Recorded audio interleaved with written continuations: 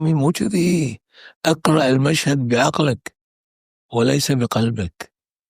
إذا سقط النظام في إيران أنا بتصور ممكن في سيناريوهات 3 ممكن تصير. ممكن يصير اضطراب داخلي داخل إيران يتحول إلى حرب أهلية داخل إيران. عندك الأكراد في كرمانشاه، عندك اللور في عربستان، عندك العرب في عربستان، عندك البلوش تحت في الجنوب، عندك بلاوي. هذيلا كلهم عندهم ميليشيات، واللي كان قامتهم النظام، فطاح النظام أخذ عاد. شوف المسرح وشوف انعكاس هالشيء علينا احنا لدول الخليج. إيه